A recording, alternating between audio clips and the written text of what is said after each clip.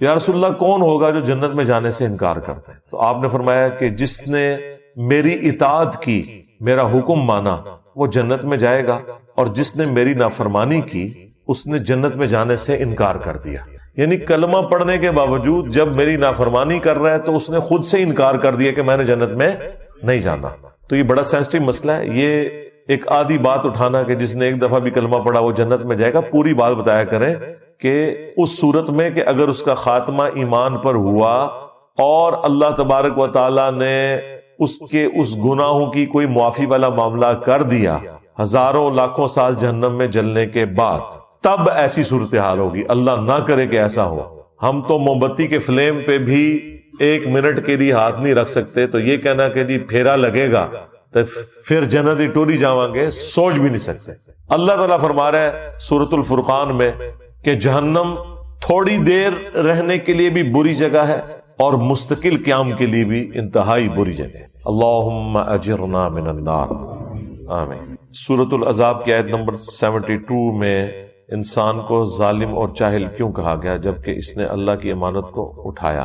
یہ قرآن پاک لٹریچر کی زبان میں بات کرتا ہے، تو بیسیکلی اس کو اگر آپ انگریزی میں ٹرانسلیٹ کریں نا کہ اللہ تعالیٰ یہ کہنا چاہ رہا ہے کہ انسان نے اس آفر کو انڈر ایسٹیمیٹ کر لیا، کہ اسے اندازہ نہیں تھا کہ یہ کہنا تو آسان ہے کہ جو کچھ بھی ہے تیرے محبوب کی امت میں ہے، غلامی رسول میں موت بھی قبول ہے، لیکن پریکٹیکلی جب قربانی دینے کی باری آئے تو ایسا ہوگا نہیں۔ یہ ان معنوں میں کہا گیا ہے، کیونکہ آپ آگے دیکھیں پھر اللہ تعالیٰ نے فرمایا یہ اس لیے ہوا تاکہ اللہ تعالیٰ اہل ایمان کو جزا دے گا اور کافروں اور منافقین کے لیے عذاب والا معاملہ فرمائے گا۔ تو اللہ تعالیٰ پھر بعد میں انسان کی تعریف بھی تو کر رہا ہے نا، تو لہٰذا ان دونوں چیزوں کو اکٹھا سمجھے کہ اللہ تعالیٰ نے جو کہا کہ یہ ظالم تھا، جاہل تھا، مراد یہ کہ اسے اندازہ نہیں تھا۔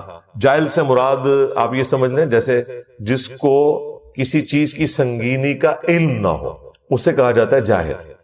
ظالم اس اعتبار سے کہ خود اس نے اپنے لیے ایک ظلم والا معاملہ کر لیا کہ اسے پتہ ہی نہیں تھا کہ میں یہ جو کچھ کرنے جا رہا ہوں اس کا اینڈ رزلٹ کیا نکلے گا، اپنے اوپر ظلم خود ہی کر لیا۔ اس نے آفر قبول کی تو اب اسے آفر نبھانی پڑے گی۔ اس کا قطعاً یہ مقصد نہیں تھا کہ اللہ تعالیٰ کہ ڈیوائن پلان کے کو خلاف یہ بات ہو گئی ہے۔ اللہ بھی تو یہی چاہتا تھا۔ سورۃ البقرہ میں آیا کہ میں زمین میں اپنا ایک خلیفہ بھیجنے والا ہوں، تو یہ تو اللہ تعالیٰ نے ڈیسائیڈ کر دیا ہوا تھا کہ زمین میں خلیفہ بھیجنا ہے۔ اس کے لیے کوئی بھی ایک معاملہ ہونا تھا، وہ اللہ تعالیٰ کی حکمت تھی۔ تو یہ ان معنوں میں ہے۔ اور اگر کوئی یہ کہے کہ مجھے تو یاد ہی نہیں ہے کہ میں نے کوئی اللہ تعالیٰ سے اس قسم کا عہد کیا تھا، ہماری انسٹنکٹ کے اندر یہ عہد موجود ہے، اس کو چھوڑ دیں۔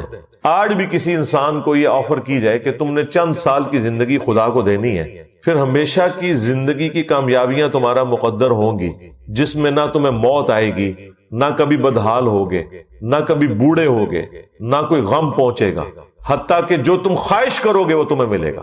دنیا میں تو انسان کوشش کر کے لیتا ہے تو اس کے لیے اپنی زندگی گنوا دیتا ہے، اور آخرت میں صرف خواہش کر کے مل جائے گا۔ تو ہر بندہ یہ آفر قبول کرنے کے لیے تیار ہے۔ اگر آپ کو یقین نہیں آتا تو میں آپ کو مثال دے دیتا ہوں۔ اگر کسی شخص کو یہ آفر دی جائے کہ جو شخص لاہور سے لے کر جہلم تک ریل کار میں 3 گھنٹے کا سفر کھڑے ہو کر کرے گا، جہلم پہنچتے ہی اس کی پوری زندگی کا خرچہ گورنمنٹ آف پاکستان اٹھائے گی، اس کے بچوں کا خرچہ، اس کی فیملی کی ساری ضروریات، اس کا مکان، سکولنگ، سب کچھ مرتے دم تک گورنمنٹ کے ذمہ ہے، تو کیا خیال ہے پورا لاہور جہلم نہیں پہنچ جائے گا؟ وہ کہیں گے 3 گھنٹے بس، پھر پوری زندگی کے لیے آسانی۔ آپ ذرا دنیا کی 60 سال کی زندگی کو صرف قیامت کے دن سے کمپیئر کریں تو 3 منٹ بنتا ہے، 50,000 سال کا دن ہے۔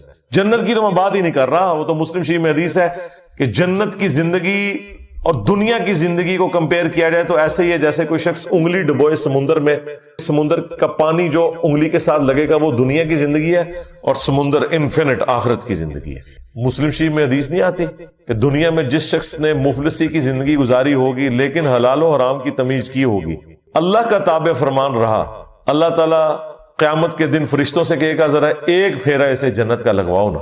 فرشتے اسے لے کے جنت میں جائیں گے، جب واپس آئے گا اللہ تعالیٰ پوچھے گا ہاں بھائی کوئی دنیا میں تکلیف دیکھی؟ وہ کہے گا اللہ تیری عزت کی قسم میں نے دنیا میں کوئی تکلیف نہیں دیکھی۔ جنت کا ایک پھیرا اس کی پوری زندگی کی تکلیف کو ختم کر دے گا کہ اگر مجھے یہ کچھ ملنے والا تھا تو میں نے دنیا میں کوئی تکلیف ہی نہیں دیکھی۔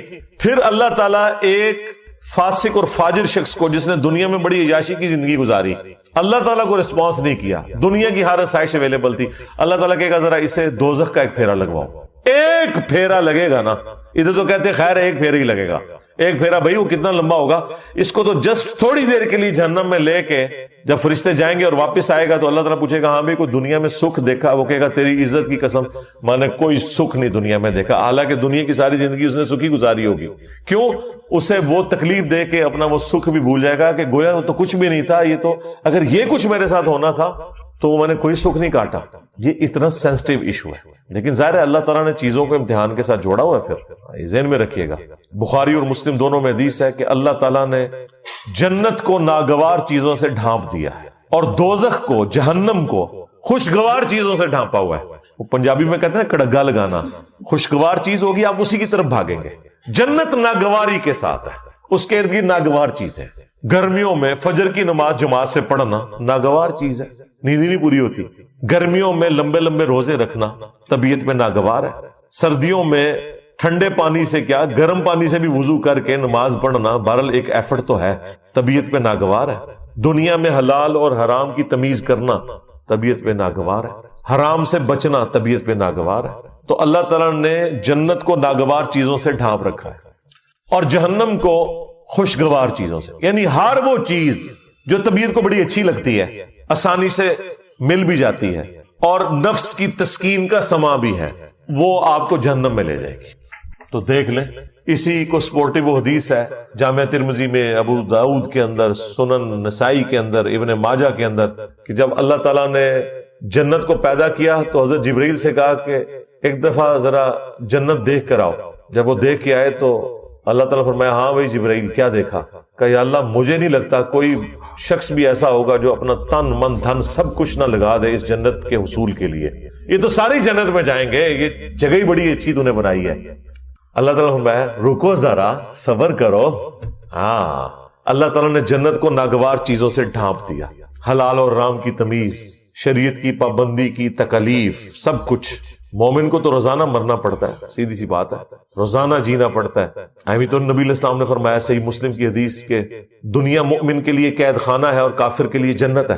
جب وہ دوبارہ گئے نا اور وہ جنت تک پہنچنے کے لیے وہ تمام تکلیف دیکھی، واپس آ کے انہوں نے کہا تیری عزت کی قسم مجھے نہیں لگتا کوئی بندہ جنت میں جانے میں کامیاب ہوگا، اتنی مشکل تو نے جنت کر دی ہے۔ پھر اللہ تعالیٰ نے جہنم کی طرف بھیجا حضرت جبرائیل علیہ السلام کو، واپسی پہ پوچھا تو انہوں نے کہا تیری عزت کی قسم کوئی شخص بھول کے بھی کوئی ایسا عمل نہیں کرے گا کہ اسے یہ عذاب دیکھنا پڑے، مجھے نہیں لگتا کہ کوئی بندہ ایسا عمل کرے کہ جہنم میں جائے۔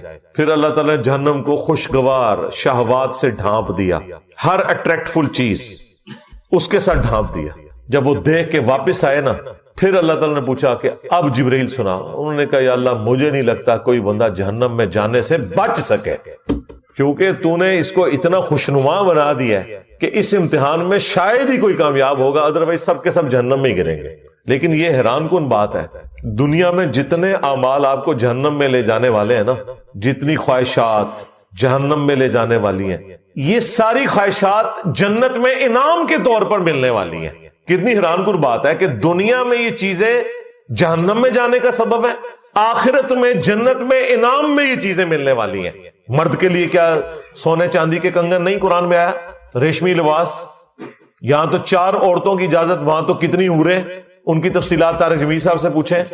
ہر وہ چیز جو دنیا میں انسان کو ڈیویٹ کر کے جہنم تک پہنچا سکتی ہے نا، جنت میں وہی کچھ انعام مل رہا ہے۔ تو اس کا مطلب آپ سمجھ رہے کیا ہے؟ اس کا مطلب یہ ہے کہ دنیا میں بیسیکلی ان چیزوں سے روک کے اللہ تعالیٰ نے آپ سے ایک روزہ رکھوایا ہے جس کی افطار جنت میں ہوگی۔ جس طرح دنیا میں آپ حلال چیزیں چھوڑ دیتے ہیں نا روزے کی حالت میں، کیونکہ روزے کی حالت میں وہ چیزیں کھانے سے آپ کا روزہ ٹوٹ جائے گا۔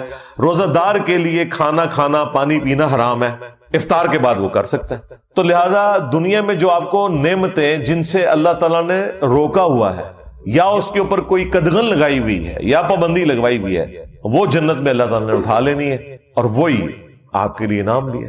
اس سے بڑا کیا انعام ہوگا کہ بخاری مسلم میں حدیث ہے جب جنتی جنت میں داخل ہوں گے تو اللہ تعالیٰ کی طرف سے ایک فرشتہ ندا کرے گا کہ آج کے بعد تمہیں کبھی موت نہیں آئے گی، ہمیشہ زندہ رہو گے۔ لو جی ختم۔ سب سے بڑی تلوار ختم. آج کے بعد تمہیں کبھی بڑھاپا نہیں آئے گا, ہمیشہ جوان رہو گے. آج کے بعد کبھی تم بدحال نہیں ہوگے, ہمیشہ خوشحال ہی رہو گے. خوشحالی کیا ہے؟ جو آپ خواہش کریں گے وہ آپ کو ملے گا.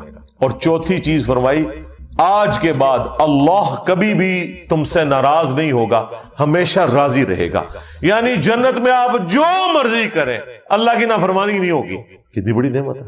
تو دنیا میں روزہ ہے اور جنت میں آخرت میں وہ کھلنے والا ہے. ہاں, یہاں جو بندے پابندی کر لیں گے, بخاری مسلم میں حدیث ہے, جنت اور جہنم کے درمیان لا کر موت کو مینڈے کی شکل میں ذبح کر دیا جائے گا. اللہ تعالیٰ پھر مبارکباد دے گا جنتیوں کو کہ جاؤ بے فکر ہو جاؤ, میں نے موت ہی ختم کر دی, میری مخلوق تھی نا, ختم کر دی. الذی خلق الموت والحیات لیبلوکم ایکم احسن عملا. اللہ نے زندگی اور موت کو اس لیے پیدا کیا تاکہ تمہاری جانچ کرے. موت اللہ کی مخلوق ہے, اس کو اللہ تعالیٰ ختم کر دے گا. جب وہ ختم کر دے گا تو کسی کو موت آئے گی نہیں. اور جہنمیوں کو کہا جائے گا کہ جاؤ آپ اپنی بدبختی کے اوپر چیخو پکارو, تمہیں بھی موت نہیں آئے گی, ہمیشہ کے لیے جہنم میں رہو گے. بولے اعوذ باللہ تعالی. اللہم اجرنا من النار, اللہم انا نسألک جنت الفردوس مع النبیین والصدیقین والشہداء والصالحین, آمین. تو انسان تھوڑا سا غور و تفکر کرے تو انسان کو پتا چل جائے گا کہ کوئی اللہ تعالیٰ نے انسان کے ساتھ ظلم نہیں کیا. یہ جو آفر لگائی ہے یہ تو ہر بندے نے ویل کر لینی ہے. لہذا وہ بات شروع ہوئی تھی سورہ الاحزاب کی اس آیت سے کہ انسان ظالم تھا, جاہل تھا, اس نے انڈر ایسٹیمیٹ کیا, لیکن جب کامیاب ہو جائے گا پھر اسے کہا جائے گا بھائی مبارک ہو, فرشتے جنت کے دروازوں پہ استقبال کر رہے ہوں گے. تو یہ اللہ کے پلان کا حصہ تھا, اس لیے اللہ تعالیٰ نے آن کیا. پھر دیکھیں اللہ تعالیٰ نے اپنے پیغمبروں کو بھیجا, ان کے ساتھ کتابیں نازل کی تاکہ انسان کو اس ہدایت کے سفر پہ چلنا آسان ہو جائے. سورہ النساء میں اللہ تعالیٰ نے فرمایا ہم نے انبیاء اور کتابیں اس لیے بھیجی تاکہ قیامت کے دن کوئی اللہ تعالیٰ کے اوپر حجت نہ کر سکے انبیاء اور کتابوں کے آ جانے کے بعد. یعنی حالانکہ اللہ تعالیٰ اس چیز کا پابند نہیں تھا, پھر بھی اس کی شفقت ہے. نور علی نور اس نے کیا ہے. ایک ہماری انسٹنکٹ میں اچھائی اور برائی کی تمیز ڈال دی. ہر شخص جھوٹ بولنے کو برا اور سچائی کو اچھا سمجھتا ہے, چاہے اس کے پاس نبیوں کی تعلیمات نہ بھی پہنچی ہو. ہاں, جب نبیوں کی تعلیمات آ جاتی ہیں وہ نور علی نور, نور کے اوپر نور ہو جاتا ہے, پھر تو ہر چیز کھل کے سامنے آ جاتی ہے. اس کے باوجود کوئی شخص جہنم میں چلا جائے تو اس کے اپنے اعمال ہیں. اللہ تعالیٰ نے انسان کے اوپر ظلم نہیں کیا. انا ہدیناہ السبیل اما شاکرا و اما کفورا, ہم نے ہدایت کا راستہ واضح کر دیا, چاہو تو شکر گزاری کی روش اختیار کرو اور چاہو تو نہ شکری کی, تمہاری اپنی مرضی ہے. لیکن اس کا یہ مطلب نہیں ہے کہ جو اللہ نے یہ آفر دیے تو اس کا مطلب ہے کہ اللہ تعالیٰ بے پرواہ ہے اس معاملے میں, جو مرضی کرتے رہو. نہیں, اللہ تعالیٰ اپنے تابع فرمان بندوں کو جنت میں پھر بھیجے گا اور جو نافرمان ہے انہیں جہنم میں بھیجے گا. یہ کوئی نہیں کہہ سکتا کہ میری تقدیر میرے اوپر غالب آ گئی. نہیں, اللہ تعالیٰ نے بالکل واضح فرما دیا ہے سورہ الزمر کے اندر. اور میں تو اس آیت کو سورہ الزمر سورت نمبر 39 کی آیت نمبر 7 ہے, میں اسے کہتا ہوں یہ مسئلہ تقدیر کو حل کرنے والی ہے. جو لوگ تقدیر کا سہارا لیتے ہیں نا اپنی برائی کے اوپر پردہ ڈالنے کے لیے, اللہ تعالیٰ کے کھاتے میں ڈال دیتے ہیں, ان کے لیے شرم کا مقام ہے.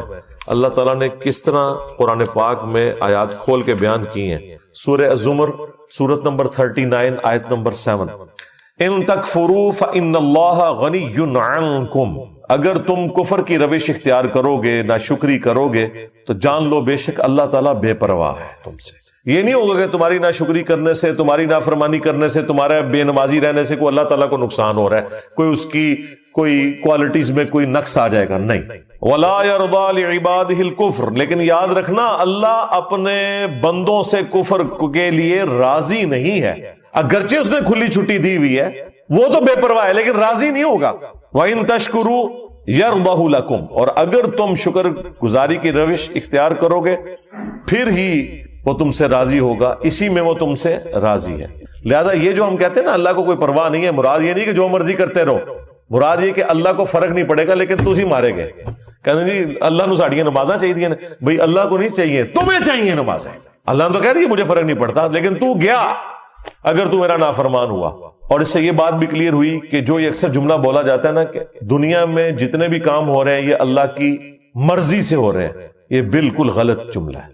دنیا میں سارے کام اللہ کی مرضی سے نہیں ہو رہے. کیا شرک, کفر, بدکاری اللہ کی مرضی سے ہو رہی ہے؟ نہیں، اللہ کی مرضی تو اللہ نے کہہ دیا کہ میری مرضی کیا ہے، وَلَا يَرْضَى لِعِبَادِهِ الْكُفْرَ، میں ناشکری کی روش اپنے بندوں کے لیے پسند نہیں کرتا، میری کوئی مرضی نہیں اس میں، اللہ کی اجازت سے سب کچھ ہو رہا ہے، پکڑے گا نہیں۔ جس نے اذان کی آواز میں مسجد میں جانا ہے جائے، جس نے نہیں جانا اس کے پاؤں زمین میں نہیں دھسیں گے، اجازت ہے، جو مرضی کرو، لیکن آخرت میں پکڑ لے گا۔ مرضی یہ نہیں ہے کہ جو مرضی کرو، مرضی یہی ہے کہ پیغمبروں کی پیروی کرو، کتابوں کے پیچھے چلو۔ وَإِن تَشْكُرُوا يَرْضَهُ لَكُمْ، اور اگر شکر گزاری کی روش اختیار کرو گے تو اللہ تعالیٰ اپنے بندوں سے یہی پسند کرتا ہے۔ وَلَا تَزِرُ وَازِرَةٌ وِزْرَ أُخْرَى، اور جان لو کہ کوئی جان دوسری جان کا بوجھ قیامت کے دن نہیں اٹھائے گی۔ تم لاکھ کہتے رہو کہ عبد القادر جیلانی ہمیں جنت میں لے جائیں گے، سرکار ایسا ہو ہی نہیں سکتا۔ جب نبی علیہ السلام اپنی بیٹی خاتون جنت کے بارے میں یہ کہہ رہے ہیں نا کہ میری بیٹی فاطمہ میرے مال سے جو لینا ہے لے لے، اگر اللہ کے حضور پکڑی گئی تو میں تیرے کچھ کام نہیں آؤں گا۔ اگر سیدہ فاطمہ کا یہ سٹیٹس ہے تو بابے شاہی کوئی نہیں، ہاں فاطمہ کے جیسا ہے ہی کوئی نہیں، تیرا بابا دے شاہی کوئی نہیں۔ بابے کا نام نہیں لیتے، ہو سکتا ہے بابے نے بیچارے نے نہ کہا ہو، یہ بھی ہو سکتا ہے نا، کہا ہوا تو پھنس جائے گا، نہ کہا ہوا تو بچ جائے گا۔ ہمیں تو کسی بابے سے کوئی انٹرسٹ نہیں۔ ثم الى ربکم مرجعکم، اس کے بعد تمہیں لوٹ کر اپنے رب کے پاس جانا ہے۔ فینبئکم بما کنتم تعملون، تو وہ تمہیں پھر خبر دے دے گا جو کچھ تم دنیا میں کیا کرتے تھے۔ انہ علیم بذات الصدور، بے شک وہ تو سینوں کے چھپے ہوئے رازوں کا بھی جاننے والا ہے۔ اللہم حاسبنا حسابا یسیرا، آمین۔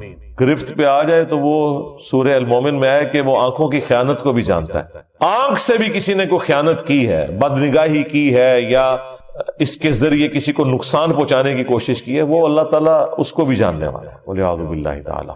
تو یہ معاملہ بالکل کلیئر ہے۔ پھر ایک اور آیت ہے مسئلہ تقدیر کے حوالے سے، وہ بھی کمال ہے، سورہ طٰہٰ، اس میں اللہ تعالیٰ نے اینڈ پہ جا کے اس حوالے سے عقیدہ کلیئر کیا ہے۔ جو ان لوگوں کا یہ وتیرہ بن چکا ہے نا کہ ہر چیز تقدیر کے اوپر ڈالتے ہیں، وہ اللہ تعالیٰ نے سٹیٹس کلیئر کر دیا ہے، اور کہتے نہیں ہماری تو قسمت تھی، ہم بدبخت نکلے۔ اللہ نے بتایا کہ بدبخت کون ہے؟ بدبخت وہ نہیں ہے جو اپنی مرضی سے اللہ رسول کا راستہ اختیار کرتا ہے، بدبخت وہ ہے جو اپنی مرضی سے اللہ اور اس کے رسول کی نافرمانی کرتا ہے اور پھر وہ بدبختی کا مستحق ہو جاتا ہے۔ تو یہ ہے آیت نمبر 123، قصہ آدم اور ابلیس کے کانٹیکسٹ میں ہے۔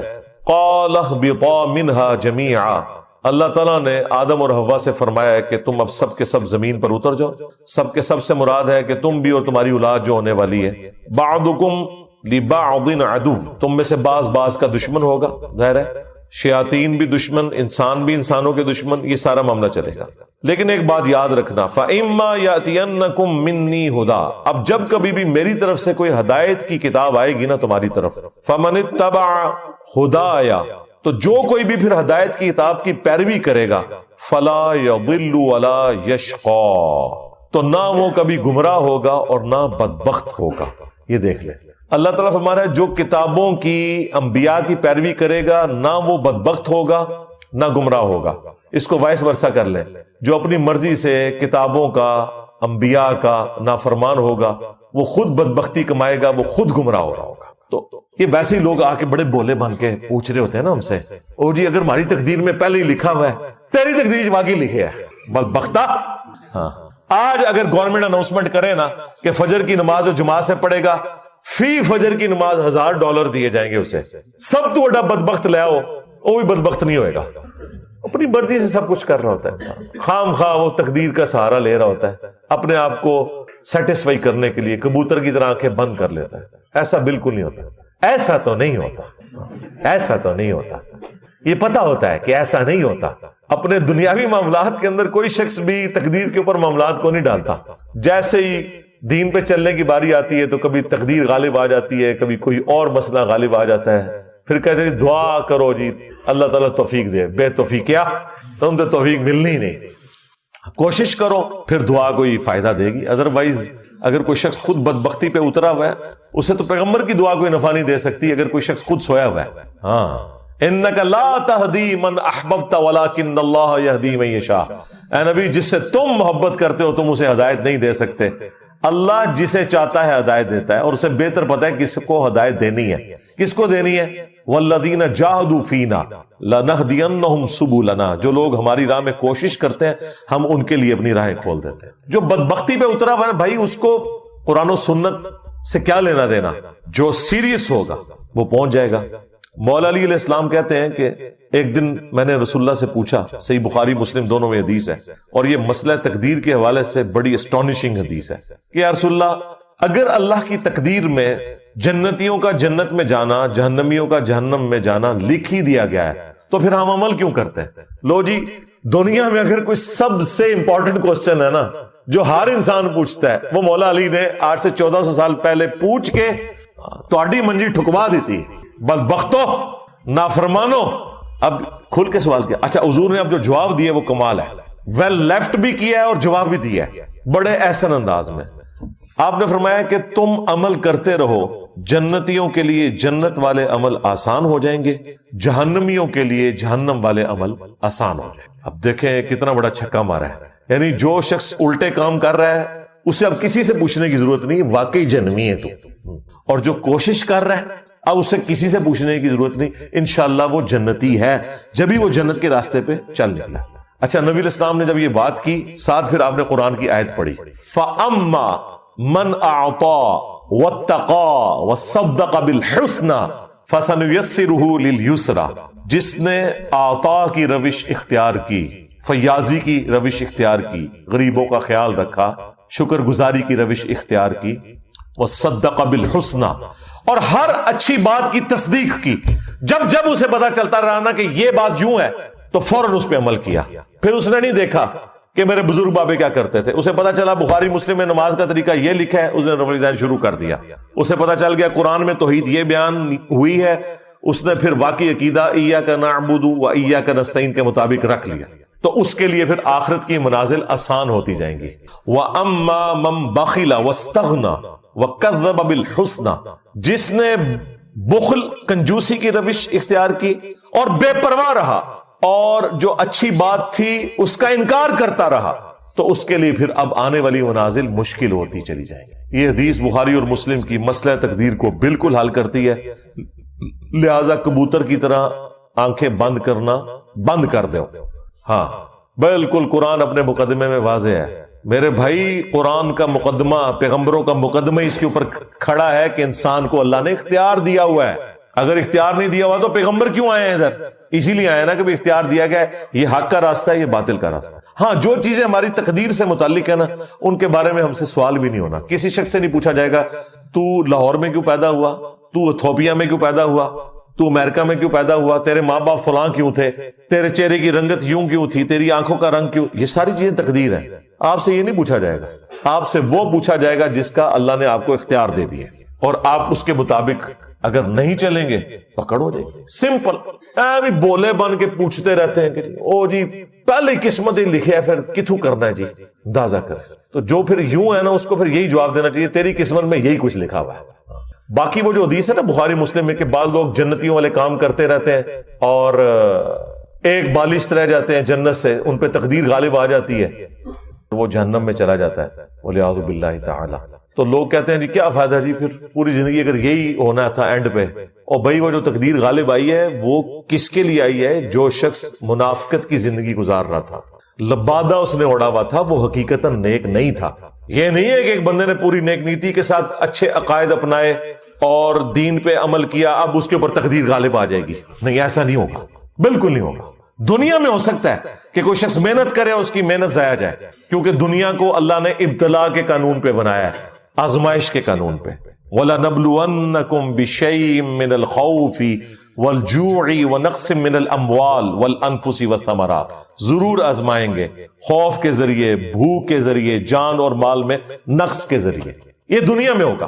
آخرت میں یہ نہیں ہوگا کہ ایک بندے کے قائد ٹھیک تھے اور قیامت والے دن پہنچا نیک اعمال کر کے اور اللہ تعالیٰ کہ نہیں تو اب جہنم میں جائے گا، میری تقدیر کا یہ فیصلہ ہے کہ تیرے اوپر میں یہ غالب کر دوں گا جیسا دنیا میں۔ اسی لیے اللہ تعالیٰ نے ہمیشہ آخرت کے لیے کہا ہے کہ میں اپنے وعدے کی خلاف ورزی نہیں کرتا۔ یہ آیت آپ کو کبھی بھی سمجھ نہیں آنی تھی کہ یہ اللہ تعالیٰ کو کیوں کہنا پڑتا ہے قرآن پاک میں بار بار کہ اللہ تعالیٰ اپنے وعدے کے خلاف نہیں کرتا، اللہ تعالیٰ اپنے وعدے کے خلاف نہیں کرتا، اللہ تعالیٰ اپنے وعدے کے خلاف۔ کیونکہ انسان کو کبھی خیال آ سکتا ہے یار دنیا میں محنت کی تھی، نہ اینڈ تے بھی پتہ لگے کہ آخرت بھی یہی کچھ ہو گیا جس طرح دنیا بیڈ لک ہوئی تھی۔ آخرت میں بیڈ لک نہیں ہونی، یہ بیڈ لک کا تعلق اس دنیا کے ساتھ ہے۔ آخرت میں آپ کے لیے گڈ لک ہے اگر آپ نے انبیاء کی پیروی کا راستہ اختیار کیا ہے انشاءاللہ تعالی۔ ہاں بالکل کلیئر کٹ۔ تو اس فرق کو آپ سمجھ لیں، یہ لوگ بعض اوقات اس کو مکس کر دیتے ہیں، ایسا بالکل نہیں ہے، بالکل کلیئر کٹ۔ جو مولا علی کو حضور نے فرما دیا نا کہ جنتیوں کے لیے جنت کے عمل آسان ہو جائیں گے، جہنمیوں کے لیے جہنم والے اعمال آسان ہو جائیں گے۔ بس آپ دیکھ لیں دنیا میں آپ کو بھی اندازہ ہو جاتا ہے بعض لوگ کتنا اللہ کو سیریس لیتے ہیں، چھوٹی سی بات کے اوپر بھی کتنے وہمی ہو جاتے ہیں۔ تو میں اس طرح کی جب لوگوں کو دیکھتا ہوں میں کہتا ہوں جی جنتی روحیں دنیا میں ہی پہچانی جاتی ہیں، کس طرح معاشرے سے ٹکر لے لیتے ہیں اللہ اور اس کے رسول کی خاطر عز و جل و صلی اللہ علیہ وسلم۔ اور کتنے جنہوں نے صرف دین کا لبادہ اوڑھا ہوا ہے، ذرا سی کوئی تکلیف آئی وہ پڑا ہوا دین، دنیا کی پرائورٹی ان کے لیے ٹاپ پرائورٹی ہوتی ہے، اللہ ان کے لیے ٹاپ پرائورٹی نہیں ہوتا۔ وَلِعَاذُ بِاللَّهِ تَعَالَى۔ اللہ تعالیٰ ہمیں استقامت کے ساتھ قرآن و سنت کی تعلیمات پر عمل کر کے دوسرے بھائیوں تک پہنچانے کی بھی توفیق عطا فرمائے، آمین۔ اللہم انی اسألک بأنک انت اللہ لا الہ الا انت الاحد الصمد الذی لم یلد ولم یولد ولم یکن له کفوا احد وإلہکم الہ واحد لا الہ الا هو الرحمن الرحیم الف لام میم اللہ لا الہ الا هو الحی القیوم اللہم صلی علی محمد وعلی آل محمد ربنا آتنا فی الدنیا حسنہ وفی الآخرة حسنة وقنا عذاب النار اللہم احسن عاقبتنا فی الامور كلها وأجرنا من خزي الدنيا وعذاب الآخرة ربنا آتنا من لدنك رحمة وهيئ لنا من أمرنا رشدا۔ اب اگلی آیت جو ہے یہ آیت الکرسی کہلاتی ہے، کیونکہ اس میں اللہ تعالیٰ کی بادشاہت کی کرسی کا ذکر ہے۔ اس کی فضیلت میں کئی ایک احادیث ہیں، صحیح بخاری میں ایک بڑی ڈیٹیل حدیث ہے، مال غنیمت کی چوکیداری کے اوپر سیدنا ابو ہریرہ کو نبی صلی اللہ علیہ وآلہ وسلم نے مامور کیا اور 3 راتوں تک ایک شخص آ کے وہاں چوری پرفارم کرنے کی کوشش کرتا رہا، تو حضرت ابو ہریرہ نے اسے پکڑ لیا۔ پہلی دفعہ پکڑا تو اس نے کہا چھوڑ دو، اگلی دفعہ نہیں آؤں گا۔ دوسری بار پکڑا تو اس نے کہا چھوڑ دو، اگلی دفعہ نہیں آؤں گا۔ تیسری دفعہ جب پکڑا تو انہوں نے کہا اب تو میں تجھے رسول اللہ کی بارگاہ میں ضرور پیش کروں گا۔ تو اس نے کہا کہ مجھے چھوڑ دو، میں تمہیں ایک ایسا وظیفہ بتاتا ہوں کہ اگر رات کو بستر پہ جاتے وقت تم وہ وظیفہ کر لو تو صبح تک اللہ تعالیٰ کی طرف سے تمہاری حفاظت کے اوپر فرشتہ مامور ہوگا، شیطان تمہارے قریب نہیں آئے گا۔ یہ حدیث صحیح بخاری میں 2311 ہے، انٹرنیشنل نمبر کے مطابق ہمارے صبح و شام کے اذکار میں بھی ہم نے ڈالی ہوئی ہے۔ تو پھر اس نے جو وظیفہ بتایا وہ ہے کہ آیت الکرسی رات کو بستر پہ جاتے وقت پڑھ لیا کرو۔ تو حضرت ابو ہریرہ نے اس کو چھوڑ دیا۔ نبی علیہ السلام ہر موقع پہ جب وہ صبح بتاتے تھے تو نبی صلی اللہ علیہ وآلہ وسلم فرماتے تھے وہ جھوٹا ہے، آج پھر آئے گا۔ تو خیر وہ بھی سمجھدار تھا، وہ تیسری دفعہ جب جھوٹا ہے وہ چوتھی دفعہ آیا نہیں ہے۔ تو تیسری دفعہ حضور نے کہا کہ 3 دنوں سے تمہارا جو آنے والا وہ مہمان تھا نا، وہ شیطان تھا جو انسانی شکل میں آیا تھا، ہے وہ جھوٹا ہے لیکن اس نے بات سچی کی ہے۔ تو یہ ایک اصولی بات ہے کہ سچی بات اگر جھوٹا بھی کرے تو اس بات کی تصدیق کر دینی چاہیے۔ تو وہ آیت الکرسی کا وظیفہ مل گیا۔ اسی طریقے سے سنن نسائی الکبریٰ میں اسی کی ایکسٹینشن ہے۔ سنن نسائی الکبریٰ کے اندر ایک حدیث ہے، امام نسائی نے اس میں ایک چیپٹر باندھا ہے عمل الیوم واللیلہ، وہ سنن نسائی الکبریٰ کا چیپٹر ہے۔ اس میں انٹرنیشنل نمبر کے مطابق ہے یہ 8017 نمبر حدیث، حاکم میں بھی موجود ہے اس کا کچھ حصہ 2064، کہ جو شخص صبح کے وقت آیت الکرسی پڑھ لے شام تک وہ اللہ کی حفاظت میں رہتا ہے شیاطین سے، جنات سے، اور جو شام کے وقت ایک دفعہ آیت الکرسی پڑھ لے صبح تک حفاظت میں رہتا ہے۔ تو یہ اللہ کا شکر ہے کہ جو لوگ فجر اور مغرب کی نماز پڑھ رہے ہیں وہ آٹومیٹکلی آیت الکرسی پڑھ لیتے ہیں۔ اب جس نے فرض نماز کے بعد آیت الکرسی پڑھ لی ہے نا، اسے دوبارہ سے یہ ذکر کرنے کی ضرورت نہیں ہے، وہ اس میں امپلائیڈ ہے، وہ شامل ہے، دوبارہ کر لیتا تو بہت اچھی بات ہے۔ اور ایک اور فضیلت ہے جو سنن نسائی الکبریٰ میں ہی ہے، 9928 نمبر حدیث ہے، اسی عمل الیوم واللیلہ چیپٹر میں، کہ جو شخص نماز فرض ادا کرنے کے بعد، نماز فرض، آیت الکرسی پڑھ لے گا وہ مرتے ہی جنت میں داخل ہوگا، لیکن اس میں نماز شرط ہے۔ تو یہ بھی ایک فضیلت ہے اس اعتبار سے۔ اس کی ایک ضعیف سند بھی ہے سنن کبریٰ البیہقی میں مولا علی سے، اس میں الفاظ یہ ہیں کہ وہ آیت الکرسی کسی سے گفتگو کرنے سے پہلے پڑھ لے،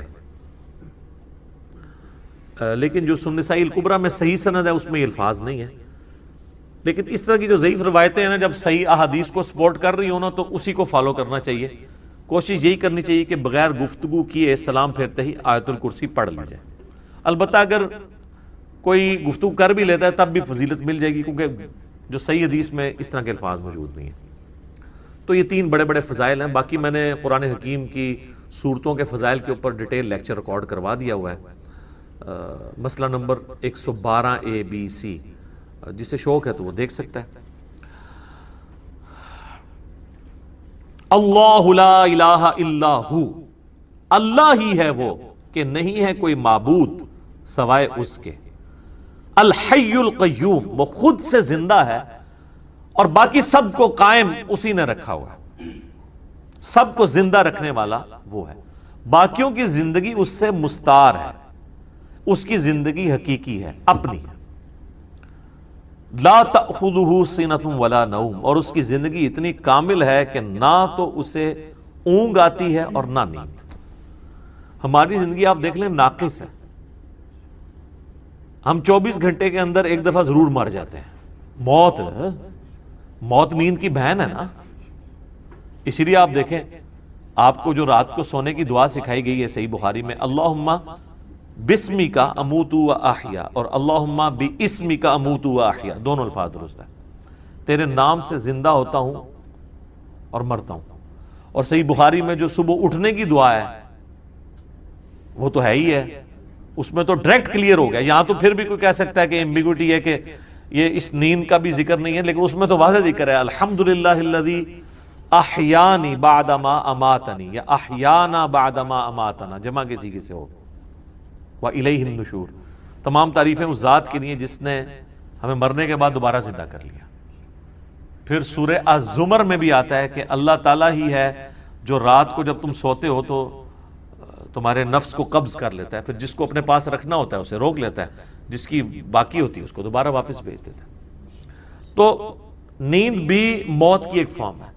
ہماری جو زندگی ہے وہ بھی ناقص ہے، ہم ڈیپینڈنٹ ہیں اللہ کے اوپر، اس اعتبار سے کہ جب چاہے وہ سانس روک لے، اور اس اعتبار سے بھی کہ 24 گھنٹے میں ہمیں ایک دفعہ سونا ہی پڑتا ہے، ادروائز آپ اگلے 24 گھنٹے، دنیا کا ذہین ترین آدمی، دنیا کا طاقتور ترین آدمی کتنے گھنٹے جاگ سکتا ہے؟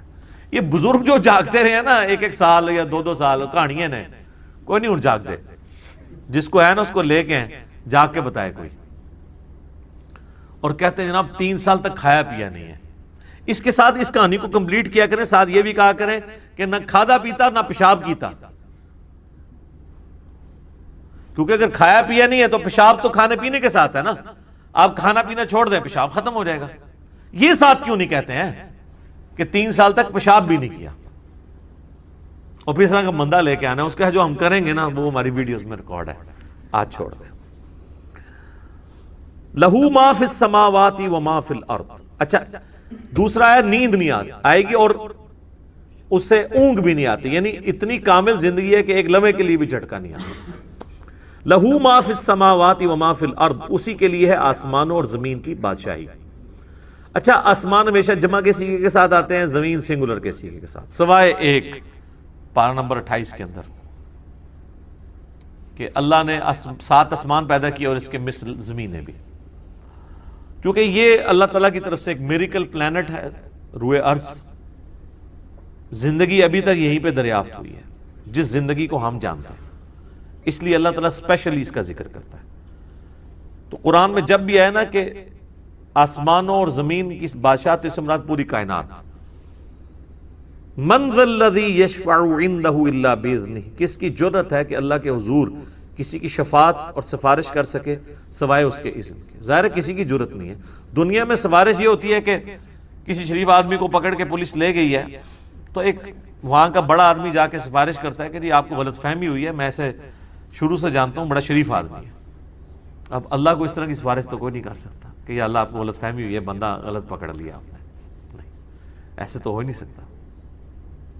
اسی لیے اللہ نے کہا کہ اس کی جرأت ہے کہ مجھے کہے، مجھے سفارش کرے کسی کی، کہ میرے کہنے سے نہیں۔ تو اب آپ دیکھ لیں بابوں کے بارے میں وہ دھونس کے عقیدے جو رکھے ہوئے ہیں، اسی تو آپ کو قرآن نہیں پڑھنے دیتے۔ جس نے یہ آیت پڑھنی ہے اس نے کہنا ہے کہ بابا کتوں آ گیا، اتنے کوئی کھنگڑ نہیں دینا اللہ نے، سوائے جس کو اذن دیا ہے محمد رسول اللہ صلی اللہ علیہ وآلہ وسلم۔ اور وہ بھی ایک پوری دردناک حدیث ہے بخاری مسلم میں، حدیث شفاعت، وہ یوٹیوب پہ میرا کلپ دیکھ لیں، شفاعت رسول صلی اللہ علیہ وآلہ وسلم کا عقیدہ۔ یعلم ما بین ایدیہم وما خلفہم، وہ جانتا ہے جو ان سے پہلے ہو چکا، جو ان کے بعد ہونے والا۔ یعنی اللہ تعالیٰ ہمارا جس کی سفارش تم میرے پاس لے کے آؤ گے نا، مجھے پتا ہے اس نے پہلے کیا کیا اور آندہ کیا کرنا ہے، مجھے بتا رہے ہو۔ اور ایک معنی یہ بھی ہے کہ جو سفارشی بھی ہے نا، اللہ تعالیٰ ان کو بھی جانتا ہے کہ ان کا علم پہلے کا کیا تھا اور بعد کا علم کیا ہے۔ اللہ تعالیٰ نے ہر ایک کو اپنے علم سے گھیرا ہوا ہے۔ وَلَا يُحِيطُونَ بِشَيْءٍ مِّنْ عِلْمِهِ إِلَّا بِمَا شَاءَ، اللہ کے علم کو کوئی نہیں گھیر سکتا سوائے اللہ تعالیٰ جس کے لیے چاہے تو اس کے اوپر کوئی علم آشکار کر لے۔ یعنی اللہ تعالیٰ کے علم کو کوئی اور مخلوق نہیں گھیر سکتی، اللہ نے سب کو اپنے علم سے گھیرا ہوا ہے، سوائے اس کے کہ وہ جو سورہ آل عمران میں بھی آتا ہے 179 نمبر آیت میں، کہ اللہ کی یہ شان نہیں ہے کہ وہ اپنے غائب کے اوپر کسی کو اطلاع دے سوائے اپنے پیغمبروں کے، اور تمہارا کام ہے اللہ اور اس کے پیغمبروں پر ایمان لاؤ۔ پیغمبر وہ ہستی ہوتی ہے کہ جس کو اللہ تعالیٰ غیب کی خبریں دیتا ہے، غیب کا علم دیتا ہے اتنا جتنا اس کے لیے پسند فرماتا ہے۔ علم الغیب کے اوپر میرا مسئلہ نمبر 6A اور 6B آپ دیکھ سکتے ہیں، وہ ڈیٹیل ٹاپک ہے۔ تو جتنا جس کے لیے چاہتا ہے اللہ ظاہر فرماتا ہے، اور جس کے لیے نہیں چاہتا ظاہر نہیں فرماتا۔ اچھا، یہ اب بعض علم الغیب ایسے ہیں جو اللہ تعالیٰ نے انبیاء کرام کو دیے ہیں، اور بعض یہ ہیں جو ہمارے اعتبار سے وہ آپ سمجھ لیں ان سین علم ہے، لیکن چونکہ وہ فزیکل ورلڈ کے ساتھ تعلق رکھتے ہیں اس لیے ہم اس کو علم الغیب کا لفظ تو نہیں بول سکتے، لیکن چھپے علوم ہیں، جیسے سائنٹیفک جو بڑے بڑے راز ہیں اس کائنات کے، وہ لوگوں نے دریافت کیے ہیں۔ میگنیٹک فیلڈ کا دریافت کرنا، کمپاس بنا لینا، فیراڈے نے 8 سے 200-300 سال پہلے ہی ہوا نا بجلی والا معاملہ، دنیا میں بجلی آئے ہوئے میکسیمم 150 سال گزرا ہے، اس سے پہلے بجلی نہیں تھی۔ تو ایک انسان پہ اللہ نے راز کھولا ہے نا کہ اگر کسی کنڈکٹر کو میگنیٹک فیلڈ کے اندر موو کیا جائے تو اس میں وولٹیج پیدا ہو جاتی ہے، EMF انڈیوس ہو جاتی ہے۔ یہ فیراڈے کو اللہ نے راز سمجھا دیا نا، نیوٹن کو کئی ایک چیزیں باتیں سمجھا دی، آئنسٹائن کو سمجھا دی، تیل زمین سے نکل آیا، گھڑی بنا لی، اتنی ساری چیزیں ہیں، جہاز بنا لیے، جیٹ انجن بنا لیے۔ تو یہ اس کائنات کے راز اللہ تعالیٰ لوگوں پہ کھولتا ہے۔ وسع کرسیہ السماوات والارض، اسی کی کرسی نے آسمانوں اور زمین کو گھیرا ہوا ہے۔ ولا یؤودہ حفظہما، اور اللہ تعالیٰ کو زمین و آسمان کی حفاظت کرنا کوئی مشکل نہیں ہے، تھکا نہیں دیتی یہ چیز۔ وہو العلی العظیم، اور وہ بہت بلند ہے اور عظمت والا ہے۔ اچھا، یہاں کرسی عین ممکن ہے کہ کوئی فزیکل کرسی ایگزسٹ کرتی ہے، اور عین ممکن ہے کہ یہ بات محاورتاً ہو رہی ہے کہ اللہ تعالیٰ کی بادشاہت اس سے مراد ہو، کیونکہ قرآن میں کئی ایک چیزیں محاورتاً بھی استعمال ہوئی ہیں۔ اس کے اوپر یہ جو اہل حدیث کی طرف سے جہمی ہونے کا فتویٰ فوراً لگا دیتے ہیں، یہ غلط ہے۔ بعض جگہ وہ خود بھی تعویلات کر رہے ہوتے ہیں، جیسے سورہ قصص کے اینڈ پہ آتا ہے کہ ہر چیز کو فنا ہے سوائے اللہ کے چہرے کے، تو سارے اہل حدیثوں نے ترجمہ کیا ہے یہاں چہرے سے مراد اللہ کی ذات ہے، تو تعویل تو وہ بھی کر رہے ہیں۔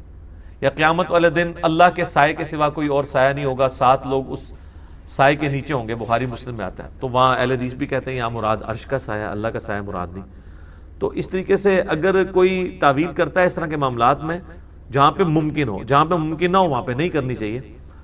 مولانا مودودی تو دونوں طرف گئے ہیں، کہ عین ممکن ہے کرسی ہو اور عین ممکن ہے کہ اس سے مراد ایک محاورتاً بات ہو کہ اللہ کی بادشاہی نے گھیر رکھا ہے ہر چیز کو، اور اس کی یعنی صرف اللہ تعالیٰ نے یہ بنا کے مخلوق چھوڑ نہیں دی بلکہ اس کی حفاظت بھی اپنے ذمہ لی ہوئی ہے، اور وہ ایسی حفاظت نہیں ہے کہ کوئی اللہ تعالیٰ کو مصروف ہو گیا کہ اتنی مخلوقات پیدا کر کے اب کیا کرے گا، وہ ایسا نہیں ہے، بلکہ وہ اللہ تعالیٰ نے پہ کوئی گرا نہیں ہے اس کی۔